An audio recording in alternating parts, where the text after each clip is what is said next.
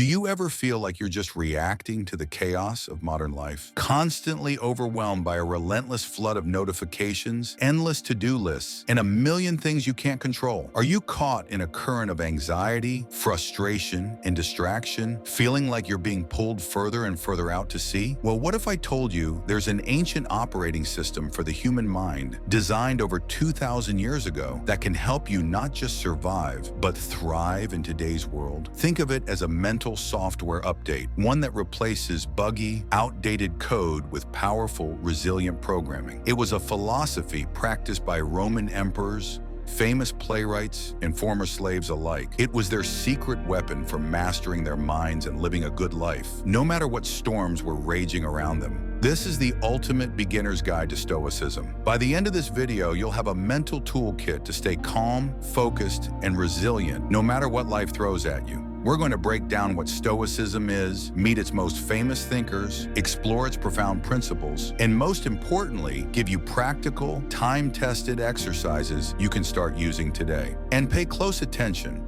because one of these principles is so powerful that understanding it can completely reshape how you see the world. 1.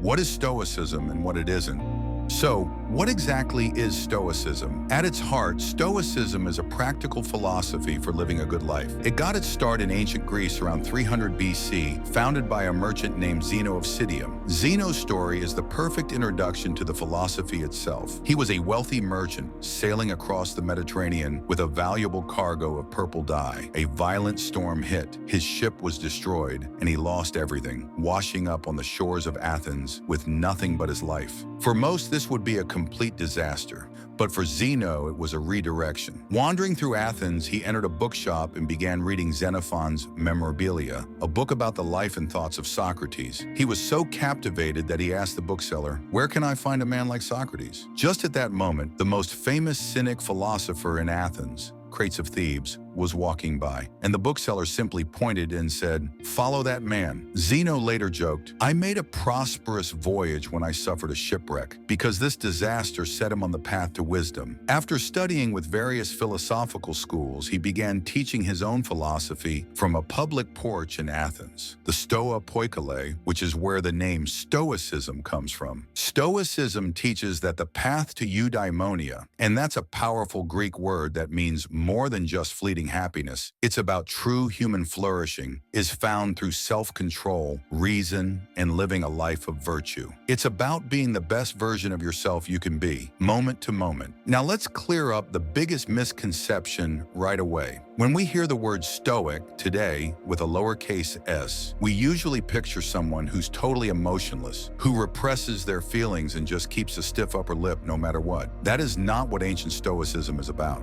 Real Stoicism isn't about getting rid of your emotions. It's about managing them with reason. It's about acknowledging your feelings, anger, anxiety, sadness, without letting them hijack your life. The goal isn't to become a robot. It's to become a rational human who isn't a slave to their passions. Think of it like this. It's the difference between being a passenger in a plane during turbulence, thrown around helplessly, and being the skilled pilot who acknowledges the turbulence, stays calm at the controls, and navigates through it safely. The Stoics teach us how to find that pilot seat in our own minds. And to really understand how they did this, we need to meet the minds who shaped the philosophy. An emperor, a political advisor, and a former slave whose stories are more dramatic than you might think.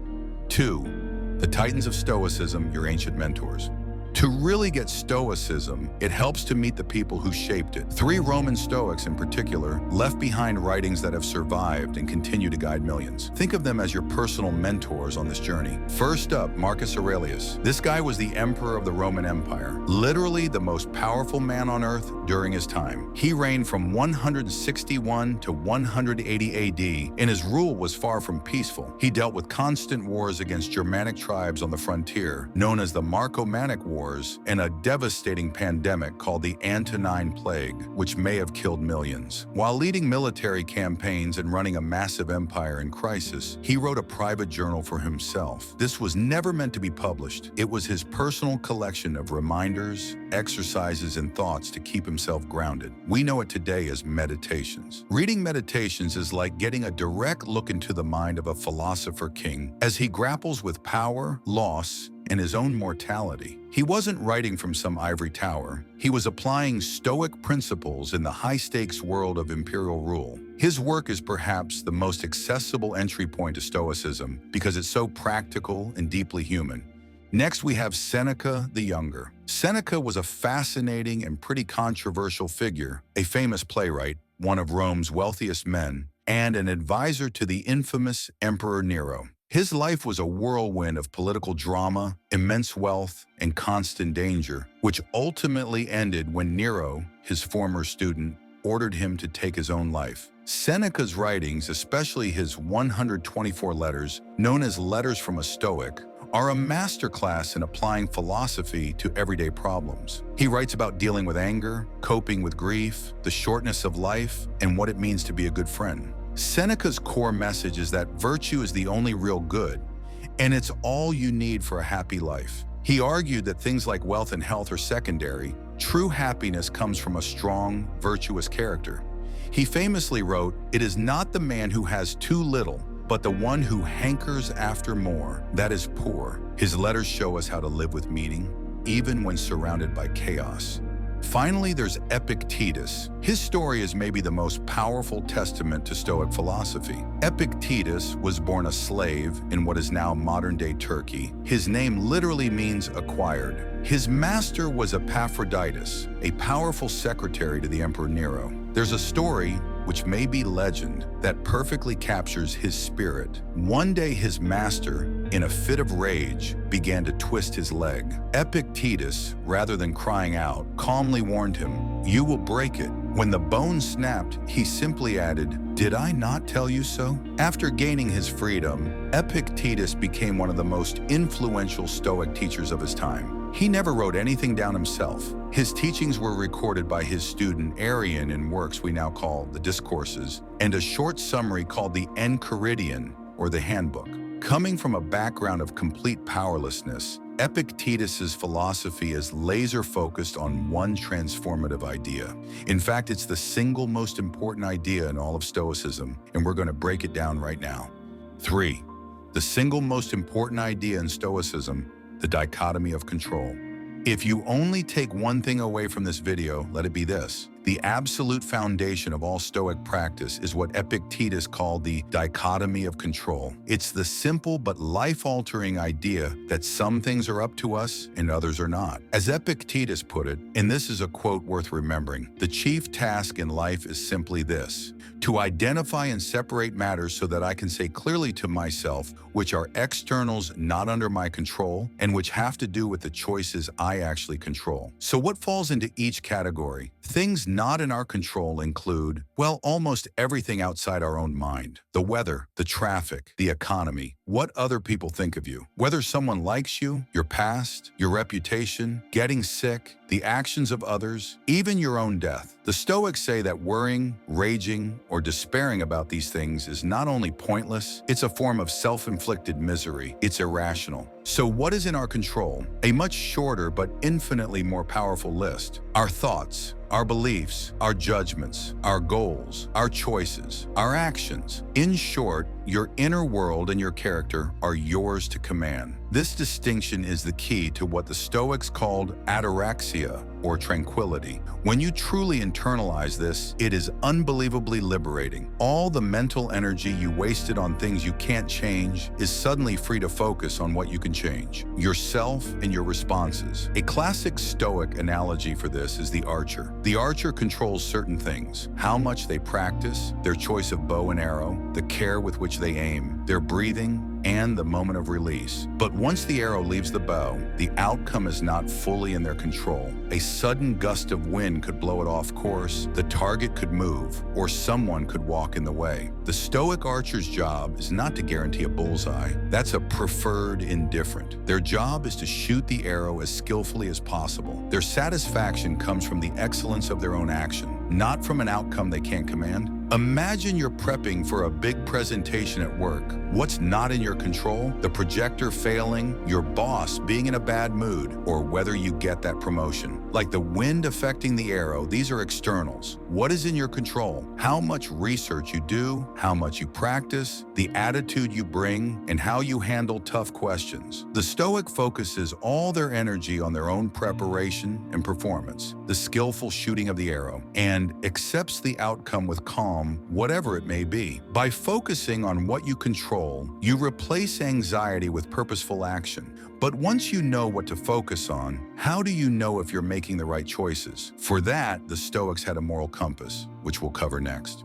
4. The Four Virtues, your moral compass. If the dichotomy of control is the operating system of Stoicism, then the Four Cardinal Virtues are its core programming. The Stoics believe that the only true good in life is virtue, moral excellence. Everything else, wealth, health, pleasure, pain, they called indifference. This doesn't mean those things are worthless, but that they have no impact on your moral character or your ability to live a good, happy life. A person can be virtuous and happy whether they are rich or poor, sick or healthy. The Stoics pinpointed 4 connected virtues that, when practiced together, lead to a flourishing life. They are wisdom, courage, justice, and temperance. First, wisdom. This is about seeing the world clearly and making sound decisions. It's navigating complex situations with logic and reason, not getting fooled by your first impressions or cognitive biases. In practice, wisdom is applying the dichotomy of control, knowing what's truly good, virtue,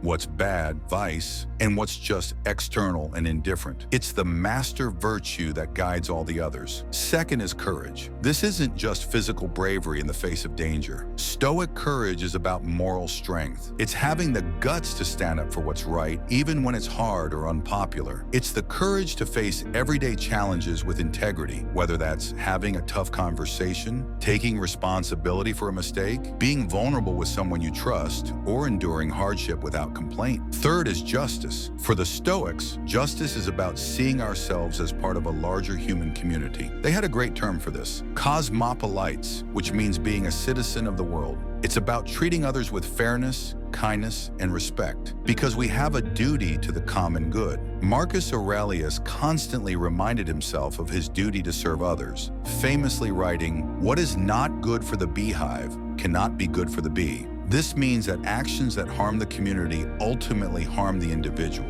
Justice is about being a good person, a good parent, a good neighbor, a good citizen. It's about acting in a way that benefits society as a whole. And fourth, we have temperance, or moderation. This virtue is about self-control, discipline, and balance. It's the ability to master our desires rather than being ruled by them. In the modern world, this is more relevant than ever. It applies to tempering our consumption of food and drink, but also our craving for fame, money, or pleasure. It's about having the discipline to resist impulse shopping, to put down your phone and be present, and to avoid the excesses that lead to unhappiness. By practicing restraint, we learn to appreciate life's simple joys. The Stoics saw these 4 virtues as a package deal. You couldn't really have one without the others. Together, they form a moral compass that, if you follow it, will always point you toward a good and meaningful life. But knowing this is one thing, and doing it is another. So in this next section, we're moving from theory to practice with 5 powerful exercises you can start using today.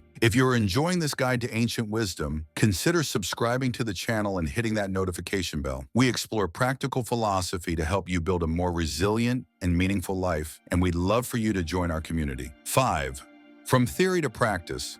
5 Stoic exercises to build your mental toolkit. Stoicism isn't meant for armchair theorizing, it's meant to be practiced. The goal is to weave these principles into your daily life until they become second nature. Here are 5 powerful exercises used by the Stoics themselves to help you build that mental toolkit. Exercise 1, the view from above. When you feel overwhelmed by a problem, try this visualization. Imagine yourself floating up out of the room above your city and higher still, looking down on your country, the continent, and finally the entire earth as a tiny blue marble in the vastness of space. From this cosmic perspective, think about the billions of people who have lived and died, the rise and fall of empires, the immense scale of geological time. Now, where does that problem that felt so huge, that embarrassing moment, that work stress fit into that picture? From this height, does it still feel so all-consuming? This exercise, a favorite of Marcus Aurelius, helps shrink your anxieties, put things in perspective, and reconnect you with the bigger picture. Exercise 2, premeditatio malorum, premeditation of evils. This sounds gloomy, but it's actually an amazing tool for building resilience and gratitude. The practice is simple. Take a moment to imagine things going wrong. What if you lost your job? What if you had an argument with a loved one?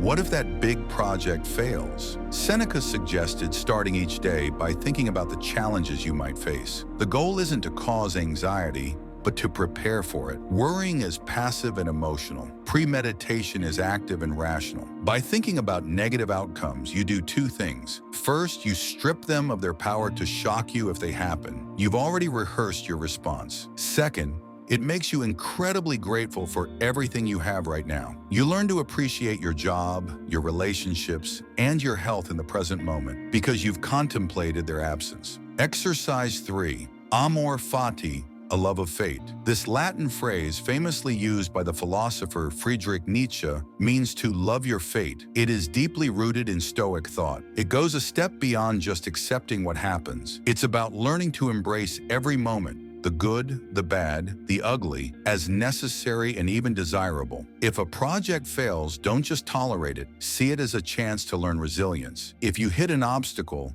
see it not as a roadblock, but as a new path. The Stoics believed everything happens for a reason within the rational order of the universe. Resisting that is pointless. By choosing to love whatever happens, you turn every event into fuel for your own strength. As Marcus Aurelius powerfully put it, using an analogy of fire, a blazing fire makes flame and brightness out of everything that is thrown into it. An obstacle becomes fuel. Exercise 4, the evening journal. Many Stoics, including Seneca and Marcus Aurelius, practice daily reflection. Before bed, take a few minutes with a journal and review your day. Ask yourself a few simple questions. First, where did I fall short today? This is about honestly identifying moments where you let your emotions get the best of you or failed to act with virtue. Second, what did I do right? Acknowledge where you successfully applied these principles. And third, what could I do better tomorrow? The goal isn't harsh self-criticism, but gentle, objective review to make small, steady progress. Seneca said,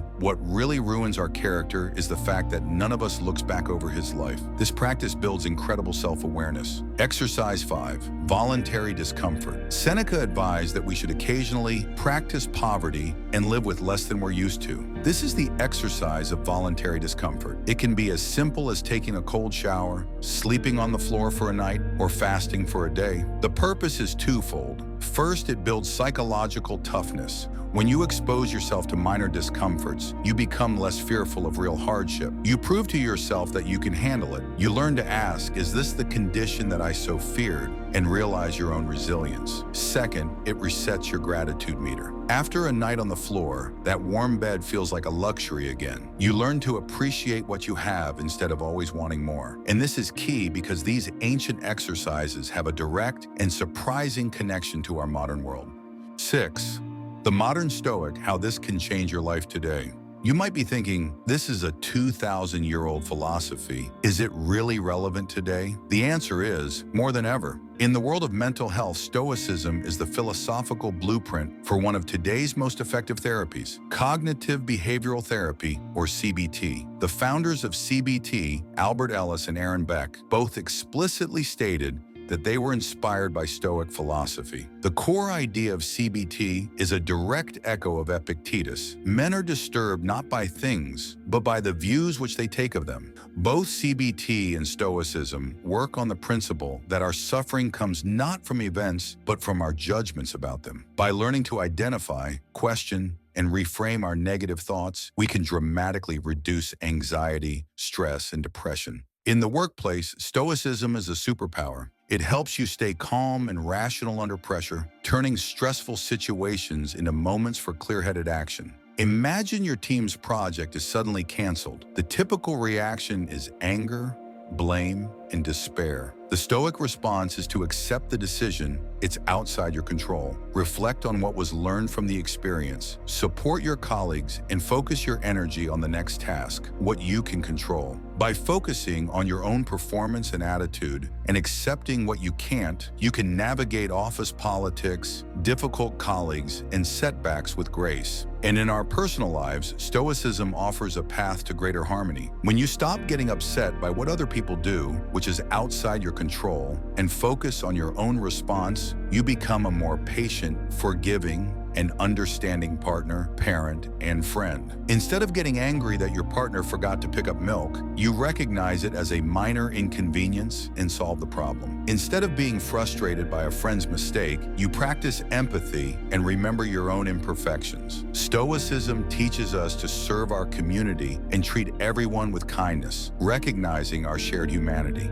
Conclusion. So, we've covered what Stoicism is, met its key figures, and explored its most powerful ideas. The Dichotomy of Control, the Four Cardinal Virtues, and a set of practical exercises to forge your inner resilience. Stoicism is not a set of abstract theories. It is an active, lifelong practice. It's an operating system for your mind that, when you run it consistently, helps you navigate the chaos of life with tranquility, purpose, and strength. It's not about being perfect or emotionless. It's about making progress, one day at a time, toward becoming a wiser, braver, and better person. You now have the beginner's toolkit. The ancient secrets of emperors and philosophers are in your hands. The path to a calmer, more focused, and more resilient life is open to you. It is a fortress you build brick by brick, thought by thought. It begins right now with your next choice. Thank you for joining me on this journey into Stoicism. If this guide was helpful, please give the video a like and subscribe for more content on practical philosophy for modern life. And now for your first Stoic exercise. What is one thing in your life right now that is outside your control and one thing that is within your control? Share your answer in the comments below. Let's start the practice together.